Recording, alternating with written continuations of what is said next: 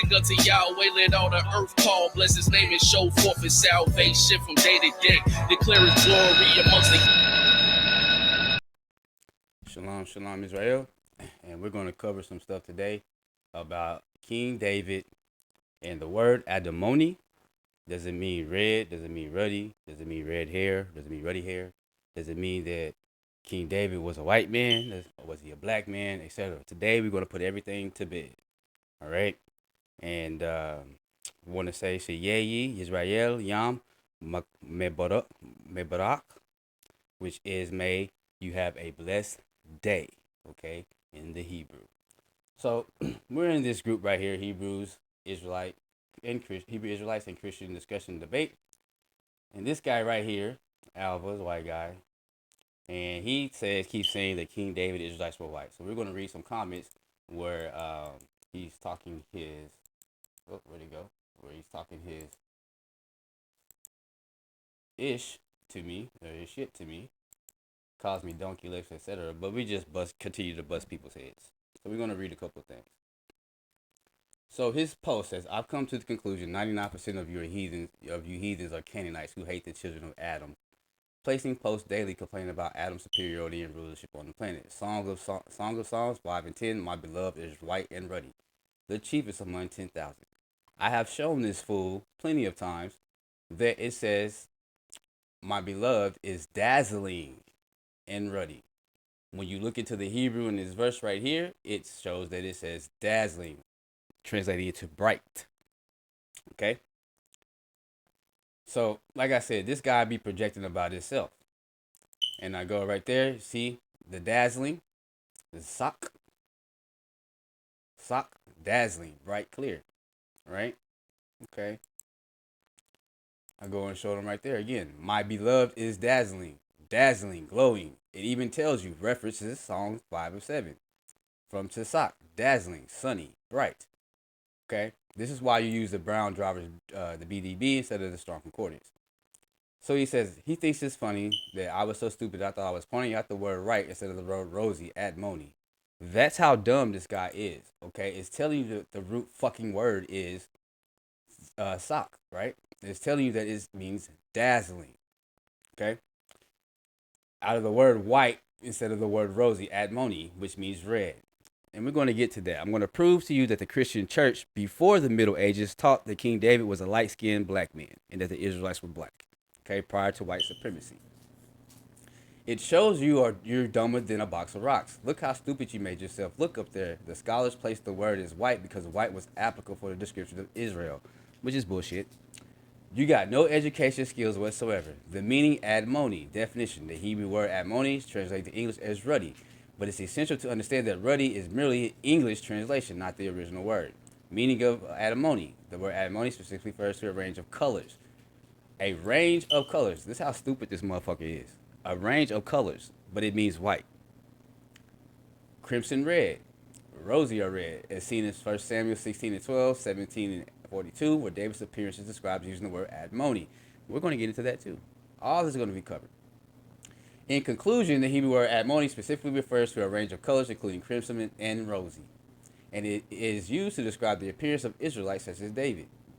Its meaning is distinct in English definitions from words such as ruddy cannot apply other skin tones. Another cut to this stupid motherfucker. Can't read. My beloved is white and ruddy. It's not what it says, but whatever. It's accurate to say that the ancient Israelites, particularly those of the Davidic lineage, are described with physical characteristics as ruddy or rosy complexions, bluish green or bright eyes, dark hair. Song of Solomon, he posted all these voices, right? So then he goes right here, pay close attention. I just made you like a moron, and that's what you get when you stupid. Abby, flush or tone rosy red. Okay. Thinks he has something, right? So I post this for a comprehensive understanding of the Old Testament Hebrew language. Use both the Brown Driver Briggs and the Strong Concordance.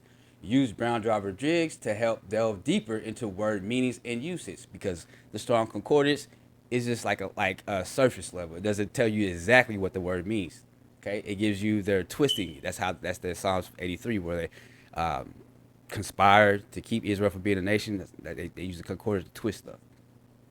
Like he said, doo-doo breath. I'm educated and I already brought out the facts and you fail to address them. You have an IQ level of a donkey. It says, look how easy it is to show everybody a potato got a higher IQ than you. Right? Okay. Now, I say, now parse it and prove it's not talking about red hair. This is your comment, by the way, because I screenshot this comment, as you can see. Right there, reddish of the hair. But this is how these people do. This is how dumb you are, he says about me. David and Esau were the same red in the text. And also states Esau and Jacob looked the same way. The same, one was just hairy. So, all right, so enough of that right there. Okay, then we have James McNeese. Another lie these pretend to be Jews, talking about Hebrew Israelites, often tell this claim in Isaiah 14 and 21 is about all white people. I'm not a child of Nebuchadnezzar. Actually, some of the Babylonians were white. The Chaldeans, if you go look at the Catholic Chaldean church, that'll tell a lot. Do you see the word his? Isaiah 14:21 applies to his children. Blah, blah, blah, blah, blah. Yeah, yeah. Okay? So, I tell him, I posted, you have been bamboozled. Oh, and Middle Eastern Muslims do not believe Israelites were white either. That's why they're fighting as we speak now. And I also tell him in my first comment, this is how you're full of caca. Now you say that Ashkenazis are the real Jews. Are they fulfilling the prophecy of coming from they're fulfilling the prophecy coming from the North Country? Okay. So why are they not dwelling without walls? What prophecy says when they come back there will be barbed wire fence to protect them? What verse shows they will be attacked with walls around the land of Israel? Show the world. See, the world believes a lie. As I said earlier, the early church taught David was a black man with red hair. Clown. Now let's get into this. This book is called "Was David an Aryan?" Okay, it was written just after slavery ended in 1909 or 1919. Okay, see how the K, how yellow it is? You can find this in the Southern Illinois University Library, okay, in their archives. So we're going to read what the church taught, what color King David was prior to the Middle Ages and prior to white supremacy, okay? And we're going to read this in part. This is going to be a two-part video. The first video, we're going to read a couple of pages, and then the second video, we will finish it out, okay? So, Was David an Aryan by Paul Haupt. Houston Stewart Chamberlain cites in his book on the foundations of the 19th century that David seems to have had blonde hair and fair complexion. He thinks that the founder of the royal dynasty of Judah was born at Bethlehem, but that his mother was perhaps an Amorite, so that he would have been semi-European.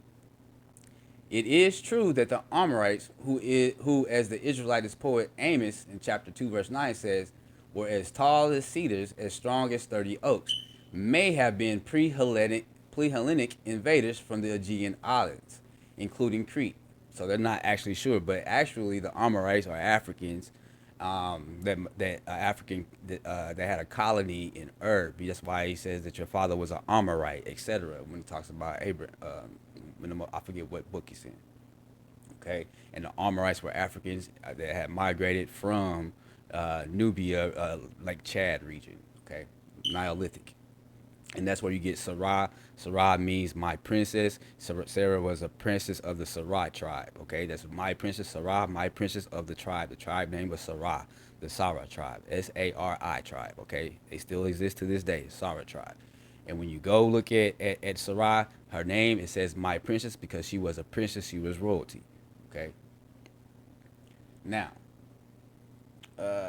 but there's no evidence that the famous first king of Judah was of Amorite extraction. David's ancestors were Edomites, and he was not born at Bethlehem, but in the neighborhood of Hebron. And that's, you know what I'm saying, David, his ancestor was a Moabite. You could say that for sure, because Ruth. Edomite, I don't know about that. But in the neighborhood of Hebron, his hair was not blonde, and his complexion was brownish or olive. David may mean beloved. It is possible that this was not the original name, but an epithet bestowed on him by his adherents. Just as Nabal, the husband of Abigail, is evidently a nickname, which means fool or impious. David must have been an exceptionally fascinating man who inspired love and devotion everywhere. The view that the name was originally Dodo, a title of the sun god, is untenable. In the Amarna tablets, dated back to 1400 BC, a high Egyptian official has the name Dudu, which may be a contradiction of Dawudu, a contraction of Dawudu.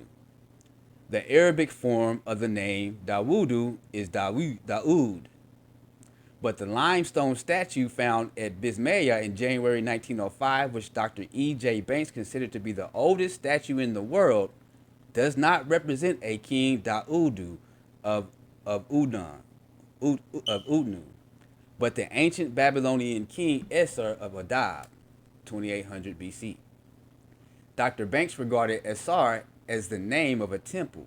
The two cuneiform signs read Daudu represent the adjective Dalu, which is Assyrian, and Danu, mighty. Okay? In the legends of David preserved in the so-called books of Samuel, we read 1 Samuel chapter 16, verse 12, that David was ruddy and withal of beautiful eyes and goodly to look upon. This is the rendering given to the new in the new translation of the Holy Scriptures, according to the Masoretic text, issued under the auspice of the Jewish Publication Society of America, Philadelphia, 1917. Our authorized version has a beautiful countenance, but adds in the margin Hebrew fair of eyes. The term ruddy, Hebrew admoni, would mean rosy, rose cheeked. The Ethiopic Bible interprets admoni in this way in the Judean legend of the birth of Esau and Jacob, Genesis chapter 24, verse 25. Esau was red all over like a rose. Similarly, the Ethiopic version of the book of Enoch says that when Noah was born, his body was white as snow and red like a rose. When he opened his eyes, he lighted up the whole house like sunshine. He stood up under the hands of the midwife and spoke to the Lord of righteousness, so that his father Lamech was afraid of him and ran to his father Methuselah. Okay, where are we at? Ran to his father Methuselah. The interpretation of admoni in the description of David, 1 Samuel chapter 16, verse 12, as rosy, was endorsed by the famous Göttingen Hebraeus. So the Europeans, this is when it was first endorsed by the Europeans in 1774. This is when they start saying that King David was white and that admoni means the traditional color of red and not brown. Okay, 1774. 2 years later, you had what? The American Revolution, right? In his translation of the Old Testament, so they had to change it because, they were bringing slaves over there. We couldn't tell them that the Bible that they were reading to the slaves, King David was a black man. Oh, no, they revolt. In his translation of the Old Testament, as well as by the distinguished scholar and diplomatist Baron C.C. John Van Bunsen, 1860, in his Bible work, and by the great Strasbourg theologian Edward Roos, in his posthumous translation in 1892 of the Old Testament, also by Professor Lohr of Brazilian in his new edition, 1898, of Thenesis commentary. Thenesis himself, 1864, rejected the rendering red cheeked. He thought admoni might mean tanned, but he preferred to explain it as referring to the redness of the hair and the skin. Canon Cheyenne, on the other hand, believed that admoni implied that David had not yet become brown by exposure to the sun, because when babies come out, they come out light, pale. Even black babies, they come out lighter, and then as they age, they get darker. That's why parents always tell you, look at the color of the baby's ears. That's going to tell you what his skin tone is going to be. Okay, Michaelis admitted in his notes that Michaelis admitted in his notes that admoni might denote a yellowish brown color. Luther rendered brownish. The Orthodox Lutheran theologian C.F. Kiel, 1875, has the correct translation. So the correct translation was, he was brownish and withal of beautiful eyes and goodly to look upon. Although the next line he gives the interpretation red-haired. This explanation is based on the translation given in the Latin Bible, erat atim rufis et pocher aspectu decoraque faci. The rendering rubicundus would have been better. Nor does Hebrew yefe inaim, fair of eyes, mean pocher aspectu. So the fair of eyes doesn't even mean pocher aspectu in Latin. The singular din, eye, might mean look, aspect. But if yefe inaim, yefe inaim can only mean with beautiful eyes. Nevertheless, the mistranslation of the Vulgate has been followed by Professor Nowak of Strasbourg in his commentary on the books of Samuel, 1902. Red may stand for brown. The Bedouins call a bay horse Amar, red, Hebrew Himar, which is derived from the same stem is the name of which is derived from the same stem is the name of the brown asphalt obtained from the Dead Sea. Hebrew Hamor means ass. The eastern ass is generally dark reddish in color. Our donkey is connected with dun, dull brown. Spanish burro is the Latin burrus, is the Greek red, originally fiery flame colored, which we have in the name of Ferris. Burrell denotes originally a russet or brownish stuff with which writing tablets were covered. Burro is the name of a coarse russet cloth used in the Middle Ages. Also, burrus was originally a cloak of a reddish color.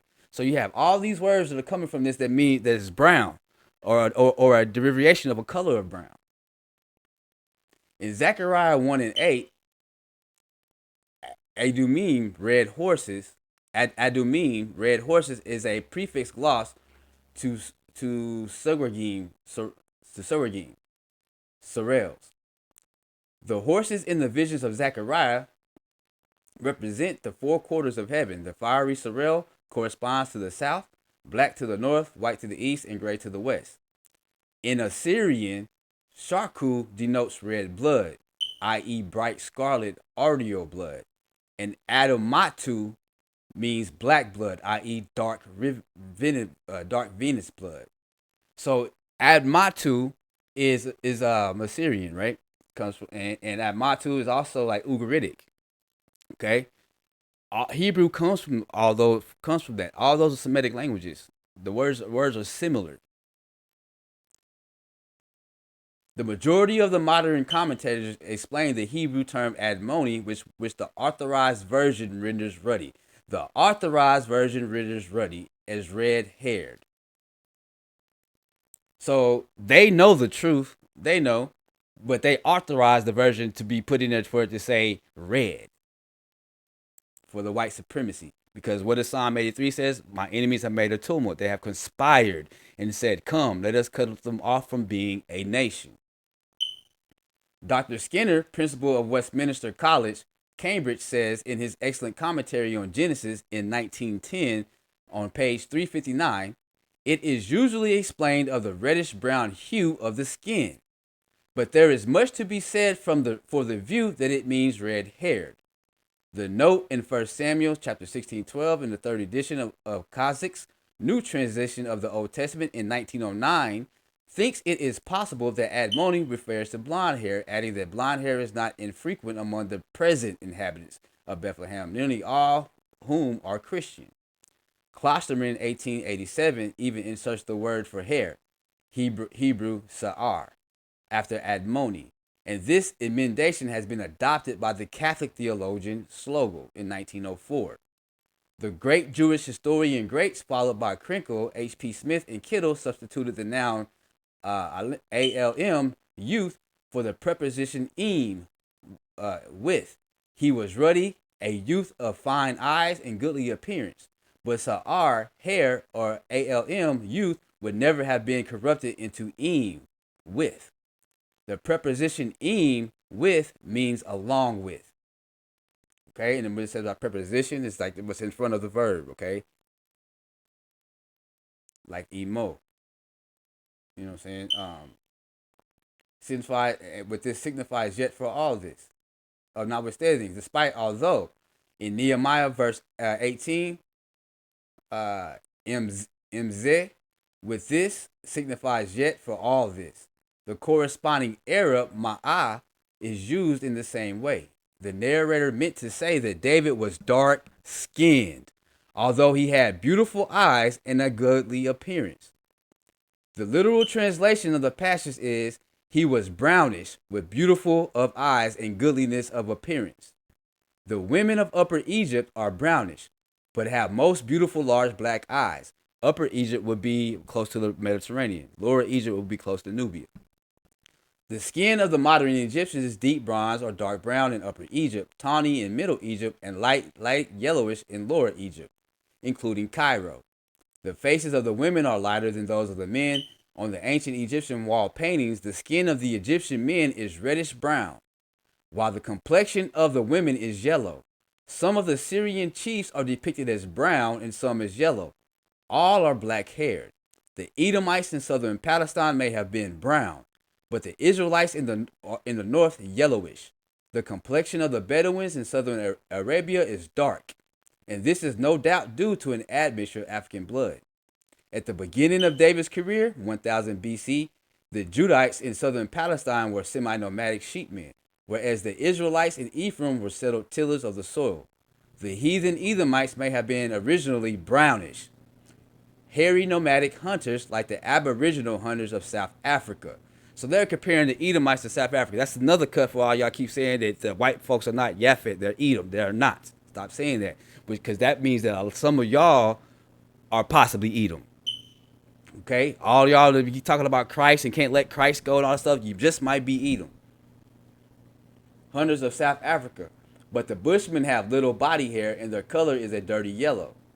In the story describing David's encounter with Goliath, we read 1 Samuel chapter 16:42 that the Palestine giant despised David because he was a boy and brownish, with beauty of appearance. So that was racism right there, already to begin with. And there's some stories, some proof that the Canaanites might actually be the Caucasians, because when he says, I'll send a hornet before you, in which we have to go into that and make another video on that one. With beauty of appearance. Here,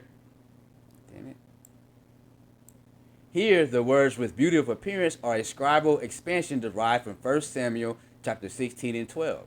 Goliath might have despised David because he was a mere boy and dark-skinned, but the boy's beauty was no reason for despising him. Several distinguished exegetes therefore regard these words in 1 Samuel chapter 16:42 as a subsequent addition. The statement that David had a brownish or olive complexion but beautiful eyes and goodly appearance must be understood in the same way as the line spoken by the maiden in the biblical Hebrew love story, Songs of Solomon, chapter 5. My dear one's arm, my dear one's am I. He is mine too. For my love is his longing. The saffron of the park am I. The lily of the valleys. Swarthy am I. If you look up swarthy, swarthy means tan, dark skin, or black. That's what Benjamin Franklin was calling us. Swarthy, swarthy, swarthy, swarthy. Swarthy am I, but comely. Swarthy am I. I'm black, but I'm beautiful. Ye maids of Jerusalem, like the tents of the sons of Kedar, but like Solomon's arise. Heed not my swarthy complexion. It was the sun that burned me. Wroth were the sons of my mother that made me a watcher.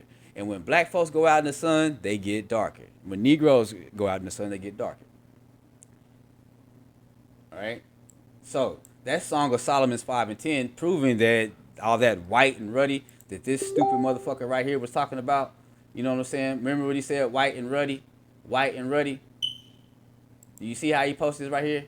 White and ruddy, white and ruddy. See all that? Right there, what does it say? White and ruddy. Right here. See right here? My beloved is white and ruddy, the chiefest among thousands. What does it actually say? It says, black am I, but comely. Okay then. That is, I may be a brunette, like the pale purple flowers of the meadow saffron, or even like the dark purple. Right? People, you ever heard somebody say, man, you so black, you purple. Dark purple, sword lilies, yet I am just as beautiful as those flowers. Even if I were dark like the tent cloth of the Kadarine Bedouins. So even if I were dark black, because Kedar means black, the tents of Ishmael's children, Kedar, they were pitch black because of the sheep's hair. Okay, the sheep's hair was black. Of the Kadarine Bedouins, I should still be as beautiful as the magnificent hangings in Solomon's palace. But I am not dark skinned, only sunburnt because my brothers made me watch the vineyards. Right? So she got tanned. She got darker being out in the sun. Theocrates says to a charming Syrian brunette, the violets and the lettered hyacinthus are dark, but both flowers are considered the most beautiful in any wreath. The ancients believed that the exclamation AI woe was marked on the petals of the hyacinth, i.e., a dark purple sword lily. The precious stone called hyacinth by the ancients was our amethyst, whereas Lot's amethyst denotes an amethystine sapphire or purple ruby. Theocrates, who flourished in 270 BC, may have heard in Alexandria a Greek version of some biblical love deities. The father of bucolic poetry often borrowed from predecessors and contemporaries. So even with that, you know what I'm saying, when they were saying in 270 BC that they were coming with the wrong expression, they were still trying to whitewash shit then. When Saul sent men to David's house to slay him in the morning, Michal lowered David through the window and put teraphim, i.e., household gods, in the bed. At the head, she placed a kabir izim, which was not a pillow stuffed with goat hair or a mosquito net, or a mosquito net of goat hair, but a goat skin bottle with the black hair left on, so that the leather water bag Arab kirba looked from a distance, especially at night, the head of a man with black hair. If the bed had been empty, the assassins would not have waited for the morning, although it was contrary to Oriental customs to kill a man while he was asleep. Judges chapter 16 and 2. The bed was a light portable frame like our field beds or army cots. Therefore Saul, 1 Samuel chapter 14 and 15, bring him up to me in the bed. Right? Bring him up to me in the bed.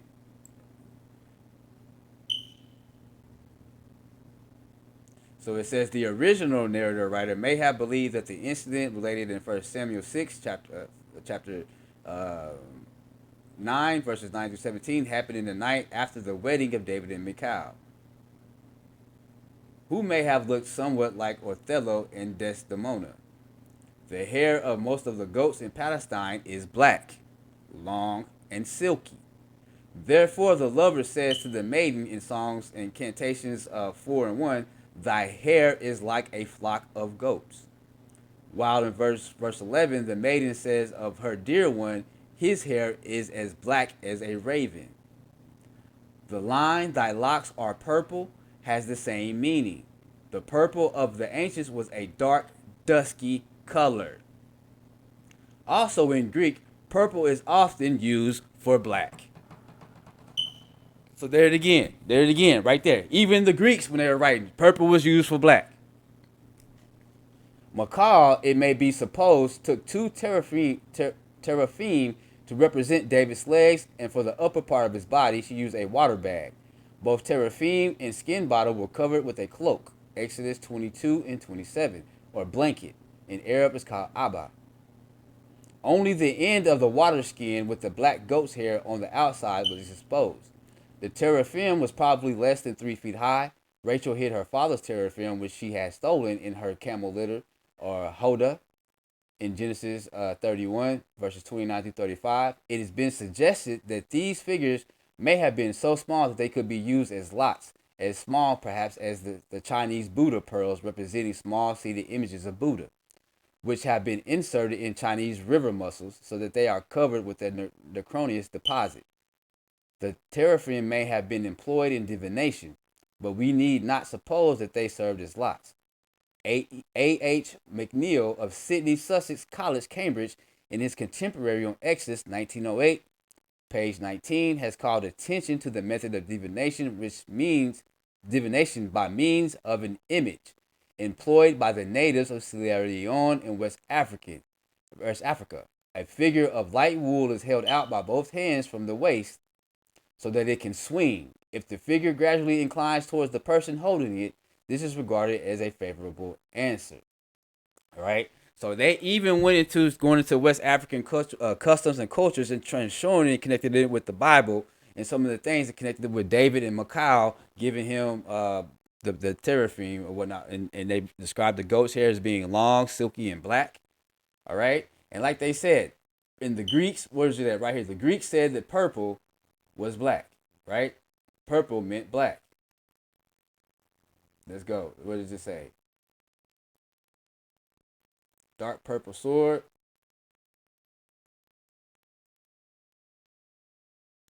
I think it's on this next page.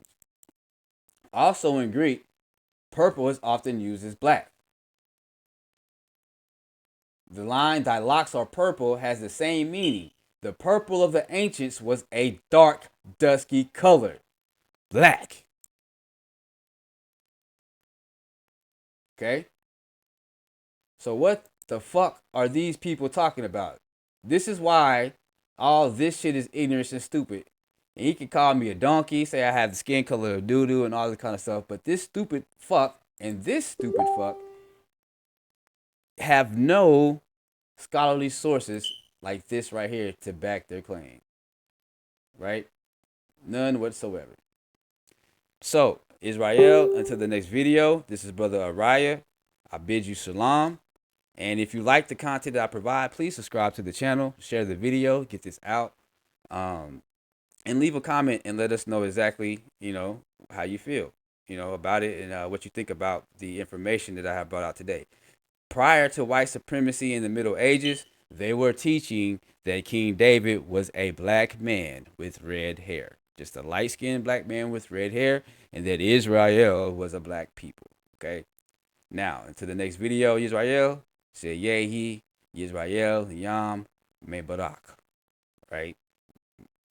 May you have a blessed or increased day. Shalom, shalom.